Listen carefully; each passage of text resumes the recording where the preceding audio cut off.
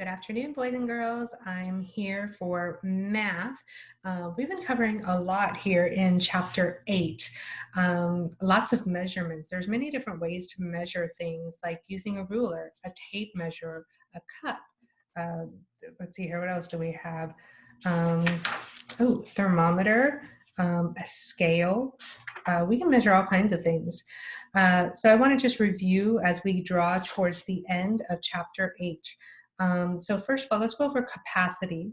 Now, I posted some videos onto the math class wall, and I hope you guys have been watching them. If you haven't, it would be a good idea to go back and just take a look at those videos because it has clues and different ways to look at things.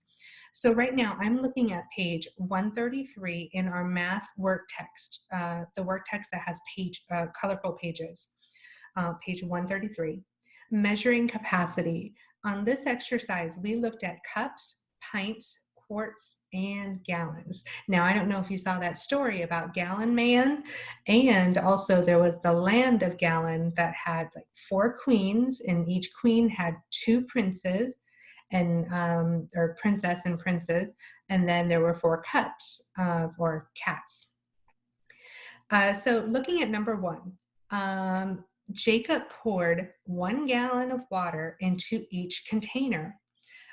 So it says a pitcher holds, you had a couple of options, less than 1 gallon, 1 gallon, or more than 1 gallon. But when you look at that picture, what's happening? The water is overflowing the pitcher, which means it has to be smaller than the gallon. Too much water. So that means the pitcher holds less than 1 gallon because the water is flowing everywhere. There was more water in the gallon than can fit in the pitcher.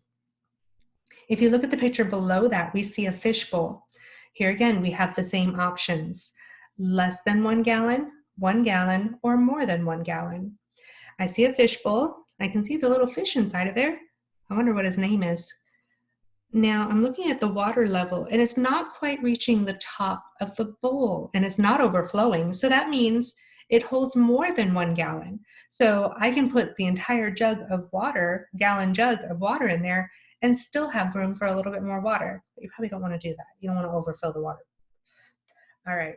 So again, the fishbowl holds more than 1 gallon. Let's take a look at number 2. Haley poured 1 pint of juice into each container. So the first one is a punch bowl. The punch bowl holds less than 1 pint, or more than 1 pint. Now I'm looking at the bowl. I can see where the orange juice is sitting, but it's not quite to the top yet. There's still space in there. So that means this bowl, this punch bowl, can hold more than 1 pint. Now I'm going to look at the glass below it. Here I have the same options. The glass holds less than 1 pint, 1 pint, or more than 1 pint. I'm looking at it, and it looks like the orange juice comes to just right about the top of that glass. So I'm going to say that glass holds 1 pint of orange juice. If you've got those answers correct, go ahead and give yourself a pat on the back. If not, go ahead and correct your answers, and then make sure you pay attention to those little details. When you see those pictures, if it's overflowing, it probably holds less than the measurement that they're using. If there's still plenty of space left for more fluid or like juice or water, then it can probably hold more than the measurement that they're using. Down at the bottom, we have a gas can. Do your parents have a gas can in the garage? You've probably seen it.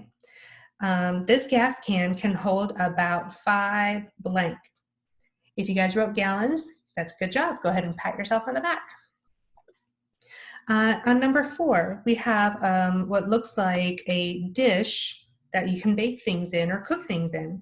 The pot holds about 6 pints. If you got that one, good job. Excellent. If you said quarts, there are some dishes that do measurements by quarts, so I would accept that answer as well. Good job, guys. Number 5, the glass holds about 2 cups. Good job. Pat yourself on the back if you got that one good. If not, go ahead and correct your answers. You can pause the video and correct your answers. Alrighty, looking over on page 134, here again, we're taking a look at cups, quarts, or gallons. So I have a small bag with a little fish in there. How much water do you suppose that holds? If you said cups, that's a good one. Then we have a pool. It holds about 30 gallons would be the good measurement there. All right. And then we have a container that holds about 2 quarts would be the ideal answer there. All right. Now, number 4, it says a 5-minute shower uses about 10 gallons of water. A bath, if you were to fill up the entire bathtub, that's going to be about 40 gallons of water. So the question is, which one would help save water? So if you chose the shower, you are correct. Go ahead and give yourself a pat on the back. All right, number 5. This one, it's knowing which one is the smallest and which one is the biggest. And it wants us to number the containers from least capacity to greatest, so smallest to biggest. So we have a quart of milk. I know a quart is bigger than a cup, but smaller than a gallon, so that's going to be number 2. A cup was the smallest measurement we were looking at for this activity, so that's going to be number 1. And milk, that's the biggest measurement we have here. That's a gallon of milk. So that's going to be number 3. Down at the bottom of the page, we're just practicing with our double-digit addition. Looks good, guys. Keep up the good work. Let's flip over to page 135 real quick. Ounces, pounds, and temperatures. Oh my goodness. Okay, so we know a slice of bread weighs about 1 ounce. A soccer ball weighs about 1 pound. And I know you guys have handled both of those items, so you have an idea of how much each one weighs. So it wants you to circle, for number 1, circle an item that weighs about 1 ounce. If you got pencil, good. A letter, very good. A cookie, yep. And 11 Unifix cubes. Remember those cubes that we played with in class? I believe that's what they're talking about. So 11 of those would be about 1 ounce. Then we had number 2, circle each item that can be weighed in pounds. Remember, a pound is a little bit heavier, okay? It takes 16 ounces to get to a pound. So a watermelon, they can get pretty heavy and pretty big. So yeah, we're gonna measure that one in pounds. A horse, yep, pounds. An elephant, oh yeah, pounds. And a pumpkin, absolutely, those pumpkins can get pretty heavy too. An apple, probably not, it's more like ounces. A mouse, definitely ounces. A feather, I don't even think a feather weighs even close to 1 ounce, probably even lighter than that. An eraser, less than 1 ounce, well, probably about 1 ounce. All right, so on number 3, 4, 5, and 6, we were looking to see which one is greater than or less than. And remember, the crocodile always wants the bigger bite and wants the bigger meal. So for number 3, if you chose a bicycle, pat yourself on the back. Number 4, a horse definitely weighs more than a duck. Number 5, a lion most definitely weighs more than a chicken. Number 6, a doghouse is gonna weigh more than a hat. So good job, guys. Now here's a new one. For 7, 8, 9, and 10, we were looking at a thermometer.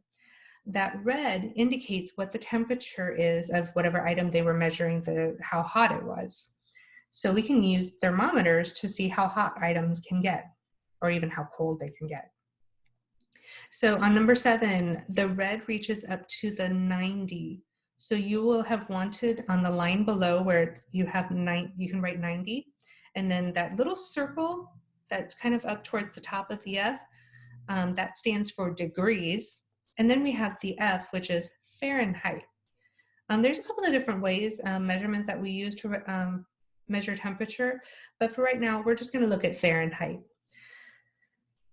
90 degrees would be a pretty nice day. It's kind of warm out there. Number 8, the red comes up to the 30. So you're going to want to write 30 there. That would be a little chilly. That's just below freezing. In order for it to be freezing outside, it's 32 degrees. So 30 would be just below freezing. Definitely have to bundle up for that one.